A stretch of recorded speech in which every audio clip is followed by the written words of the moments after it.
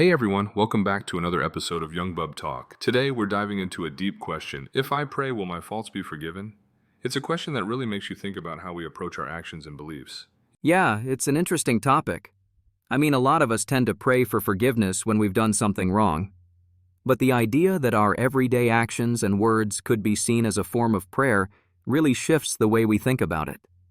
Exactly. I remember So Sungnim, the great mentor, mentioned that our words and actions are essentially a daily chukwan, right? Meaning they're a direct message to the grand nature. Right. So it's not just about saying the right words in a prayer or asking for forgiveness after we've done something wrong. It's about reflecting on our actions and genuinely changing from within.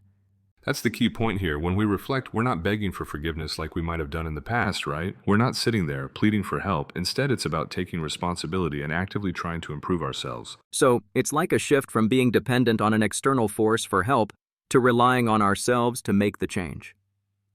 The idea that we're not supposed to beg but rather live with dignity, acting without shame, is really empowering. Yeah, and this shift leads to the understanding that every action we take, how we treat others, how we live our lives, is a form of prayer. It's not just about what we say in church or when we kneel down to pray. Exactly. It's interesting because traditionally people would go to temples or churches, beg for blessings, or ask for something in return. But Sosungnim emphasizes that these places should really be schools where we learn and reflect on our mistakes, not places just for asking for things. So we're looking at prayer not just as a request, but as a process of self-reflection. For example, if we've wronged someone, instead of just praying for forgiveness, we should work on correcting the behavior and then offer our intentions through a proper chukwan, an action of informing the grand nature of our intent to improve. Yeah, and that brings us to an important point. If we're sincere in our actions, God or grand nature will support us in our journey. But we can't expect help if we haven't made the effort to fix what's wrong. God's not deceived by pretensions. Absolutely. It's like if you're doing the right things, being kind, treating others with respect, this is already a form of prayer. God or the grand nature responds to our efforts, not just our words. And the idea that everything we do is recorded in heaven is a powerful reminder to live with integrity, right? Every action, every word we speak, it all counts. Right. Even when we're just interacting with someone, whether it's a conversation, a disagreement, or a moment of reflection, it's all part of our connection to the grand nature. It's about living mindfully. But there's another part of this discussion, isn't there? If we've wronged someone, can we be forgiven just by reflecting on it and praying to God? Or do we need to address it directly with the person we've wronged? That's a tough one. Susingna mentioned that sometimes, if direct communication with the other person isn't possible, we can reflect on our own behavior and pray for guidance. However, it's still ideal to try and directly mend the relationship. But what if the other person won't listen?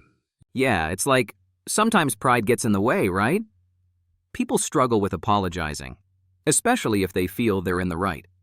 Susungnim suggested something really interesting: closing your mouth, lowering your head, and just focusing on your actions for a while.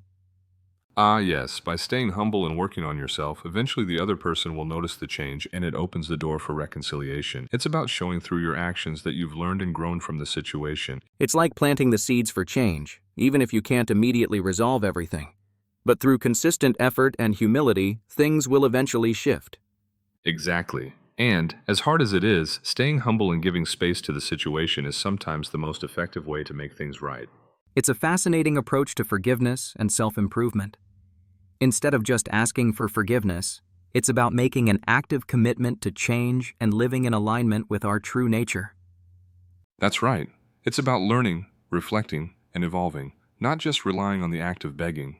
We're in a new era now, one that's about responsibility and action. So, to wrap up, maybe it's not just about praying for forgiveness. It's about correcting our wrongs, reflecting on our actions, and making a promise to improve, living with that integrity every day. That's how we align ourselves with grand nature. Perfectly put. And remember, every step we take, no matter how small, is a prayer in itself. So, let's all strive to be more mindful and live with purpose, reflecting on our actions. Well said.